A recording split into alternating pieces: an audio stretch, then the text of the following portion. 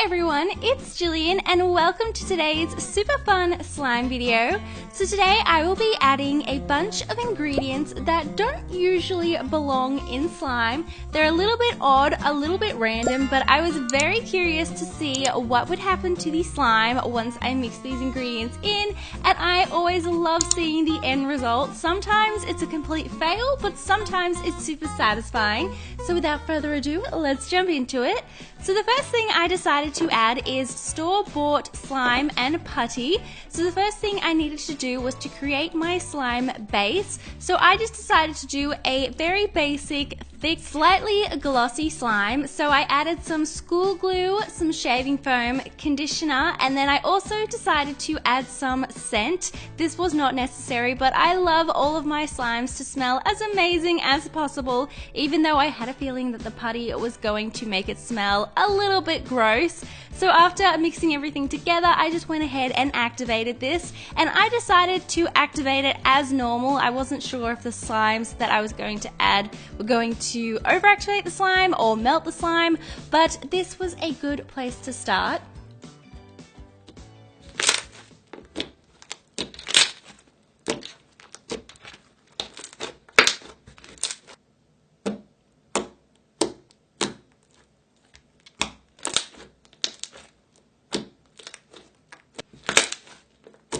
Now that my slime base is ready to go, it's time to get the putties. So these are the most adorable putties. They have really cute little kawaii faces. So I just unwrapped each putty, and then I discovered that each putty also had a little rubber wristband around, which I thought was so cute, and it matched the color of the slime. And what I found out is each slime here is actually a different texture. So some were glitter, some were metallic, and it was definitely an experience adding them to the slime, but I just added them one by one, and some were super melted, some were super dry and clay based.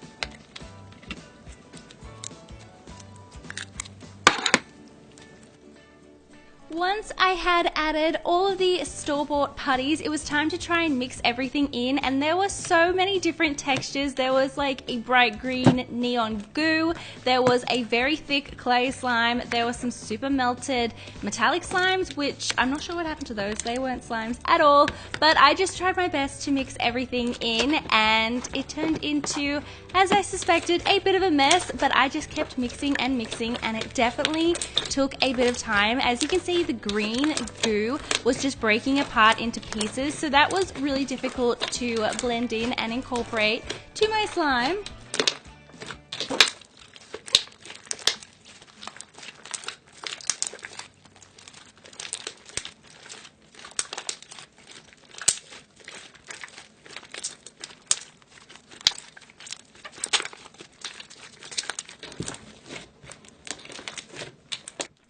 After a lot of mixing and kneading, this is the slime that I ended up with. As you can see, the pink slime just did not want to blend in. It really overactivated my slime base. As you can see, it's just tearing. It feels like rubber. I have actually saved this slime, and I'm going to attempt to give it a makeover. I'm not sure what's going to happen, but let me know if you want to see that and what ideas you have for the makeover.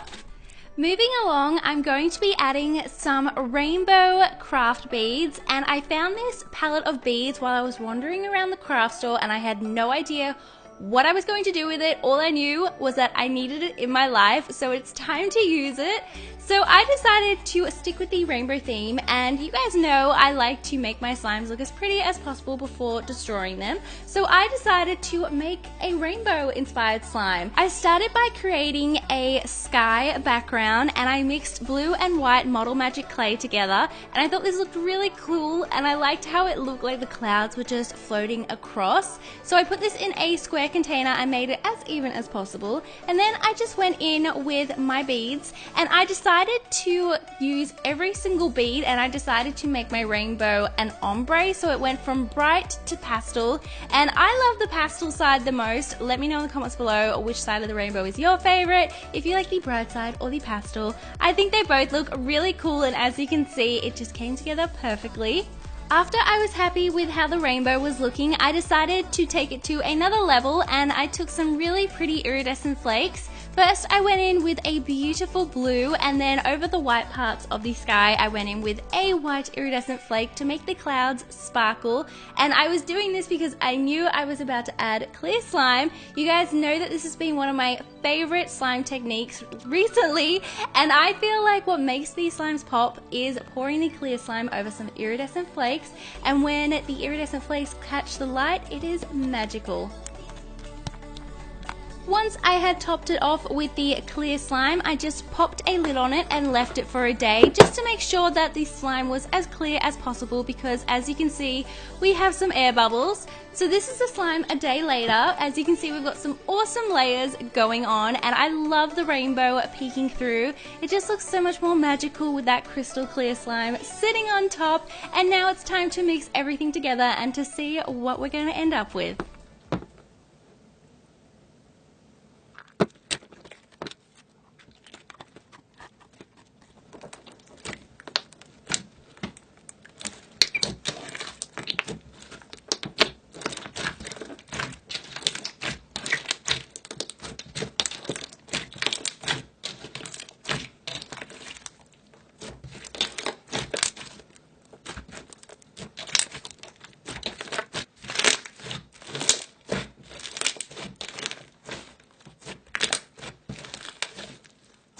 Here I'm just adding more beads, and this is actually a different style of beads. These are really pretty and metallic, and I'm just going to keep adding more and more beads, and it really increases the size of the slime. It also makes the slime very crunchy, but keep in mind that the more beads that you add, it kind of starts to hurt when you play with the slime. It gets quite crunchy. The beads are rock hard, so keep that in mind. That's always something that I find with these adding too much or adding random ingredients videos. There's always one ingredient that hurts my hands, but it's all worth it.